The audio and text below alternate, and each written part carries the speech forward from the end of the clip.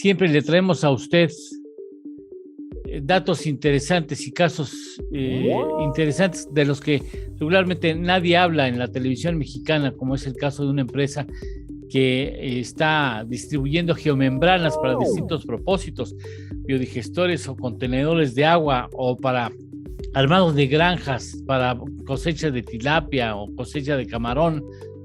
De este asunto hablaremos aquí en Universo Pyme Periodismo Útil. Bienvenido, bienvenida.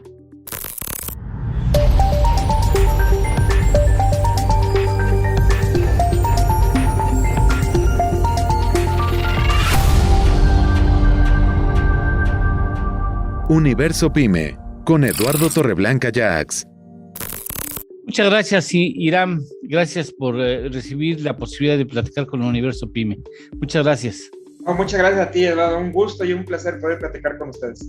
Muchas gracias. Oye, suena muy espectacular lo que hacen ustedes en la empresa, en tu proyecto. Nos vas a tener que explicar con manzanitas, si fueras tan amable. No, claro que sí, con todo gusto. Mira, pues efectivamente hay cosas que están saliendo pues al mercado, son cuestiones de tecnología, pero sobre todo enfocado mucho a lo que es la sustentabilidad de muchas actividades económicas que se están desarrollando. Nosotros en nuestra empresa básicamente hacemos aplicaciones y construimos diferentes cosas con geomembrana. La geomembrana es polietileno de alta densidad, conocido como HDPE, que ya se está empezando a fabricar en México, pero pues mucho todavía es importado. Y con este material nosotros podemos elaborar diferentes cosas, ¿no? Hacemos, por ejemplo, biodigestores, hacemos estanques para acuacultura, tanques de almacenamiento de agua que te puedo hacer, no sé, desde 20,000 hasta un tanque de 500,000 de litros.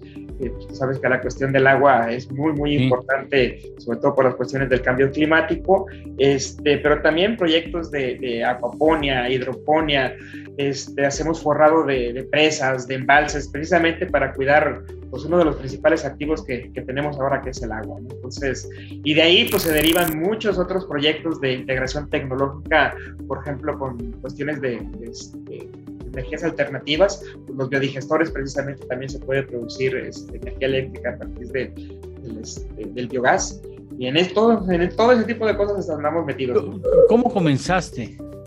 Mira, muy curioso. De hecho, te voy a dar un backup muy rápido, ¿no? O sea, yo soy licenciado en finanzas, o sea, no soy ingeniero ni nada por el estilo. Estudié en la Universidad Panamericana en Guadalajara y después estuve 12 años trabajando para Nacional Financiera, la banca de desarrollo. Ah, mira. Sí, y entonces bueno, el destino te va llevando. Salgo yo de Nacional Financiera, empiezo con una consultoría de negocios, me enrolé mucho en las cámaras empresariales, en Canacintra, en Canaco. ¿En qué época sales de Nacional Financiera? Yo salí en el 2001, prácticamente 2001. Cuando Nacional Financiera se empezó a reducir mucho sus tamaños, pues por política económica. Después de Óscar Espinosa. No, sí, claro, obviamente ya mucho después de con Óscar Espinosa. De hecho, cuando estaba Óscar Espinosa, yo estaba en la oficina de Puerto Vallarta. O sea, yo tuve la oportunidad de estar en Guadalajara, Puerto Vallarta, Nayarit, Durango, todavía trabajando para Nacional Financiera, y obviamente eso me dio pues mucha oportunidad de conocer muchos sectores de la economía. Petricholi, ¿te tocó Petricholi? No, ya no. Ya no. Yo entré después. De hecho, cuando yo entré estaba Óscar Espinosa. ¿Sí? Entonces, a partir de ahí, y por las cuestiones de consultoría y demás, también empiezo yo a trabajar mucho lo que son los proyectos para CONACYT, para bajar recursos del CONACYT. Tú sabes que en lo que es innovación tecnológica, pues obviamente tienes que tener los usuarios, tienes que tener la parte de investigación y una parte tecnológica industrial también. Entonces, a partir de estos proyectos, nosotros dimos con la oportunidad de presentar un proyecto de reactivación de lo que es un centro acuícola que existe aquí en Durango, que se construyó en los 70s como una infraestructura estratégica a nivel nacional, y a través de ese proyecto nosotros dimos con la tecnología de las geomembranas, que precisamente es lo que ¿Es una tela? Es un plástico, es un polietileno, ¿sí? Uy, ahí vamos a empezar con problemas. No te preocupes, mira, está muy fácil. ¿Polietileno y plástico no es lo mismo? Bueno, es de la familia de los plásticos, llamémosle, ¿no? Ah, ya. Pues es un plástico más sofisticado. Exactamente, o sea, de hecho es un plástico de alta densidad que está hecho para durar. no para degradarse tan rápido, ¿sí? ¿Por qué? Porque la idea de estos proyectos es que sean, que tú puedas, en este caso, por ejemplo, guardar agua o producir biogás y demás por muchos años. O sea, un tanque de almacenamiento de agua de nosotros que tiene que estar durando por lo menos 25 años a la intemperie, ¿sí? Entonces, pues son inversiones, son duraderas, son inversiones de largo plazo y obviamente por lo mismo tienen que ser inversiones rentables. Entonces, en Durango, ¿para qué se necesitaban esas geomembranas? Básicamente la empezamos a utilizar nosotros para fabricar tanques para acuacultura, ¿sí? Para proyectos acuícolas de engorda de tilapia, que tú sabes que la mojarra tilapia es el pescado de agua dulce de más consumo en México, y de hecho somos deficitarios en la producción de tilapia. Sí, hombre, que lo importamos de Vietnam, o que lo importamos estamos de Asia. Es increíble. Sí. O sea, me decían que la tilapia que se consume en Cancún la traen de Asia. Así es. De hecho, tú lo vas a encontrar en los centros comerciales como el famoso blanco del Nilo. No es otra cosa más que mojarra tilapia nilótica. Efectivamente, es un pez que de orígenes pues viene del río Nilo, pero pues bueno, ya está ampliamente distribuido a nivel global y es de los que más se consume. Entonces, es increíble que México, teniendo los recursos naturales que tenemos en agua dulce y aguas salobres, estemos importando este tipo de productos cuando la capacidad productiva que tenemos es amplísima. Entonces, obviamente, cuando yo me doy cuenta de ese potencial de mercado, que obviamente tienes que picar piedra cuando eres la primera empresa de este tipo aquí en el estado, por ejemplo, ¿no? Que ya hay empresas en otros lugares de la República que más han avanzado, pues estamos hablando que Durango en ese entonces estábamos en pañales, ¿no? Por respecto de este tipo de tecnología. Afortunadamente encontramos eco en aquel entonces en el personal de este centro acuícola y de la SACDER, que era la Secretaría de Desarrollo Agrícola y Ganadero de aquí de Durango, y empezamos a replicar estos proyectos. Empezamos nosotros con un paquete tecnológico que le poníamos estanques a las personas para producir y engordar tilapia, pues básicamente primero como autoconsumo, porque pues obviamente primero es elevar el nivel alimenticio de estas personas, y después empezamos ya con proyectos de carácter comercial, donde se te pueden poner tanques para que tú puedas producir, no sé, 2, 3, 4, 5 toneladas por temporada y empezar a atender mercados locales y regionales. ¿Esos siguen vivos, esos proyectos, que sepas? La mayoría sí, afortunadamente muchos de ellos sí siguen vivos, porque la gente se da cuenta de la utilidad y productividad que estos tanques tienen. O sea, yo te podría decir que, hablando financieramente, si tú le das un buen manejo, prácticamente en la primera temporada recuperas la inversión cuando había los programas de apoyo de Zagarpa, ¿verdad? Porque estamos hablando que ahorita prácticamente, gracias por participar, esas bolsas están cerradas y obviamente se nos cayó mucho el mercado. Ahorita prácticamente estamos trabajando puro proyecto privado. Estuvimos atendiendo algunos proyectos del programa de Sembrando Vida, pero pero ahí sí te puedo decir que les falta mucha estructuración, coherencia y lógica en la aplicación de esos proyectos, porque imagínate que te definen una infraestructura para un solo proyecto y lo quieren replicar en todas las zonas. O sea, el mismo equipamiento, el mismo número de equipos, no se puede. O sea, simplemente por la dificultad geográfica donde se están implementando estos proyectos, pues obviamente las necesidades son muy variadas. Entonces, bueno, déjame ir a una pausa. Tenemos que hacer una primera pausa para que nos sigas platicando este asunto. Claro que sí, con todo gusto. Universo Pyme. Continuamos.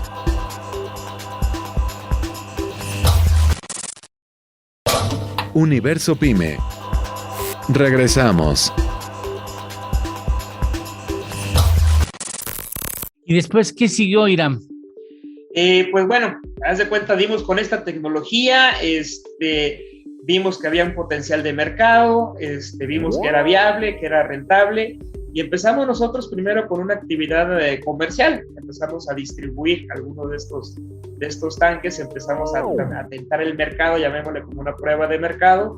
Fuimos creciendo, vimos después que ya era pues muy viable invertir en la tecnología, porque tienes que comprar máquinas de termofusión, porque todo esto se pega con calor, vamos a llamarlo así para que pueda ser entendible. Nosotros trabajamos con pliegos, con rollos, haz de cuenta, son rollos de 7 metros de ancho por 500 metros de largo, ¿no? Entonces nosotros vamos cortando, dimensionando a las ¿Tú produces esos cliente. rollos? ¿Tú produces? No, esos rollos, te digo, la mayoría son importados aquí en México. Hay tecnología alemana, hay tecnología colombiana, pero ya se está empezando a producir aquí en México. Y obviamente pues es un producto que deriva de los hidrocarburos, entonces en este caso pues deberíamos tener una ventaja competitiva, pero realmente sí, ya sé, deberíamos tenerla, pero pues, la verdad es que no los tenemos, son precios internacionales, precios dolarizados, entonces pues nuestro producto sí se ve bastante afectado por los movimientos que han tenido el dólar. ¿Y después qué siguió? Después de eso, cuando ya vimos que realmente el mercado tenía potencial, ahora sí, ya nos convertimos en una industria, ya compramos las máquinas, nosotros nos podemos ya fabricar y dimensionar, y ahí empezamos a atender otros proyectos ya de carácter regional. Te puedo platicar, por ejemplo, con la CONASA, pusimos la primer granja acuícola en Chihuahua con energía solar. Y entonces sí que fue una inversión grande, proyectos ya arriba de, no sé, los 2 millones de pesos, y así empezamos nosotros a tratar de movernos en ese sentido, y pues ahora, sobre todo, pues sí es importante mencionar que, pues a raíz de las nuevas administraciones y sobre todo de la pandemia, pues los mercados se han caído mucho, ¿no? Pero pues aquí seguimos intentando. Y hoy están utilizando esa geomembrana para especie de, procesos que permiten obtener metano. ¿Es correcto? Sí, exactamente. Metanol, nosotros podemos fabricar biodigestores, se llaman, donde tú digamos que mucha de la composta, la basura, toda la materia orgánica que se puede generar en los ranchos, en las comunidades, tú las juntas, haces un lodo, la encierras en este biodigestor, que digamos que es un estómago artificial. Sí, exactamente. Entonces ahí se descompone la materia prima, se genera el biogás, y ese biogás tú lo puedes conducir por tuberías a su almacenamiento o directamente a quemar, ¿no? Y en la quema pues le puedes meter un generador de energía eléctrica, puedes generar luz donde no haya red de la Comisión Federal de Electricidad, o puedes simplemente utilizar ese gas también para cuestiones domésticas, o sea, para hacer la comida, calentar agua, fíjate, etcétera, etcétera. ¡Qué maravilla! Y yo recuerdo, ahora me haces recordar en un proyecto en Michoacán, si no mal recuerdo, donde un empresario de la tortilla hizo un biodigestor con puros saldos, se iba a los tiraderos de metal para decir, ay, ese necesita, a ver, eso lo hizo un biodigestor donde combinaba las excretas de sus vacas con nopal. Sí, de hecho, déjame decirte, o sea, hay varios sustratos, podemos llamarle, que son mejores que otros para la producción de biogás. El nopal es uno de ellos. El excremento de cerdo, por ejemplo, es uno de los mejores también para la producción de biogás, pero realmente cualquier materia orgánica, la que sea, se va a descomponer y te va a producir el biogás. Y entonces aquí son proyectos bien interesantes porque en primer lugar está resolviendo una cuestión ambiental que tiene que ver con el manejo de la basura orgánica. ¿Sí? Le vas a dar un tratamiento de tal manera que te va a producir el biogás, y cuando limpies el biodigestor, toda esa materia orgánica que ya no tiene esa acidez y ya no va a soltar gas, se convierte en un biofertilizante. ¿Sí? Entonces eso también tú lo puedes utilizar para mejoramiento de suelos, para la siembra. ¿Ustedes están haciendo todo eso? Estamos trabajando en varios de esos proyectos. Déjame decirte que no es fácil llegar con estas nuevas ideas, con estas nuevas tecnologías, sobre todo a lo que es el sector rural. ¿Sí? De entrada también porque pues obviamente son tecnologías que no son tan baratas todavía, entonces los niveles de inversión sí son importantes, pero por ejemplo hay biodigestores que están funcionando muy bien, lo que les llaman tipo laguna, precisamente acá en la parte de la laguna de Durango, con todos los productores de leche que tienen establos con miles de cabezas de vaca, pues ya te imaginas el nivel de excremento que producen y el tamaño de biodigestores que tienen que tener, sobre todo para manejar la cuestión ambiental. Y tú les provees las bolsas que harán posible que existen. Nosotros fabricamos las lagunas, las forramos con la geomembrana, hacemos los tanques, nosotros le llamamos quesos, una forma de un queso, de cuenta los biodigestores. Sí, o sea, nosotros llegamos con los pliegos y la membrana, al ser, ¿cómo te puedes decir? Como al ser un plástico flexible, pues prácticamente se amolda a todas las diferentes formas que pueden tener los tanques, los bordos, las cisternas, para nosotros forrarlas, sellarlas y en este caso también pues, darle más vida útil a lo que es el almacenamiento de agua o simplemente los biodigestores, porque el gas lo tienes que tener contenido, no puede haber fugas. Para que se mantenga el gas, que se mantenga la presión y lo puedas en esa misma geomembrana se va a producir el gas y ya lo conduces después con tubería hacia otro lado. Exactamente, haz de cuenta que tú tienes un bordo, una olla, un hoyo, vamos a llamarle, lo forramos de membrana y se le pone otra membrana arriba, de tal manera que cuando se produce el gas se infla y se produce como un globo. Entonces ese mismo globo produce la presión suficiente para que escape el gas por una tubería y lo llevas a un quemador o lo llevas a un generador. Qué interesante. Déjame ir a una pausa y vamos a concluir con esta charla que yo creo que vale la pena después que pensemos en otro programa porque está muy interesante lo que nos claro estás platicando. Sale. Universo Pyme. Continuamos.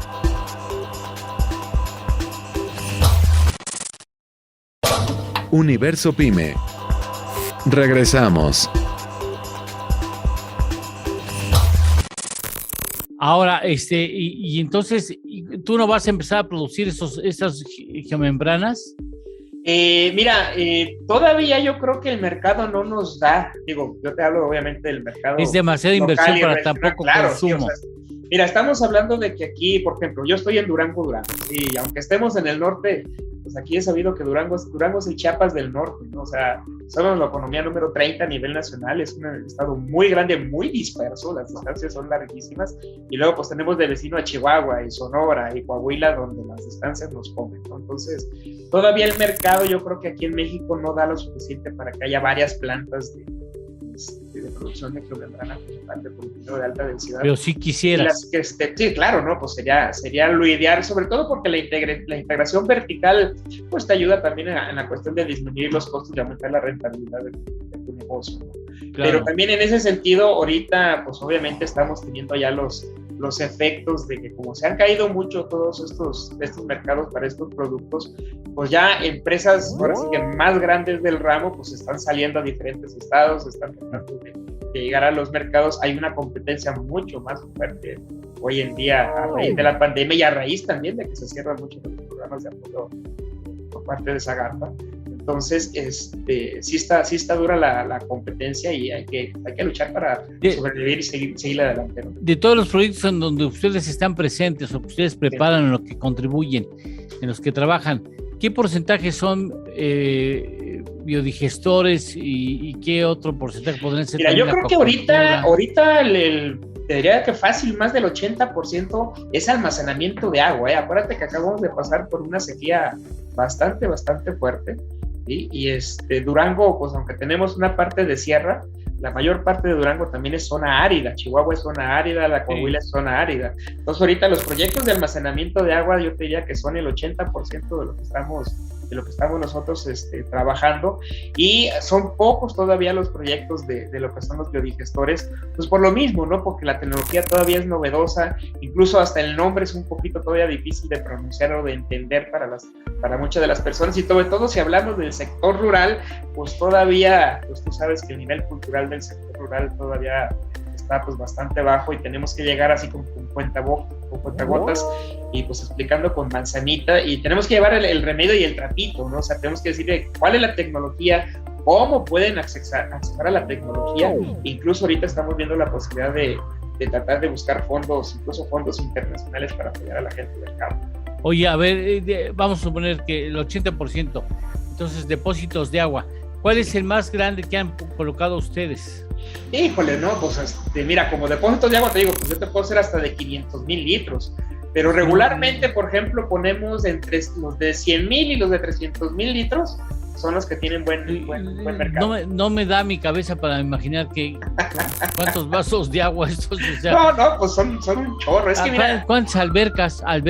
Digamos, ¿cuántas albercas? O la mitad de alberca, o una alberca olímpica. Mira, yo creo que una alberca olímpica fácil se va a llevar el 500,000 de litros, ¿eh? O sea, cuando nosotros hablamos de metros cuadrados, dices largo y ancho.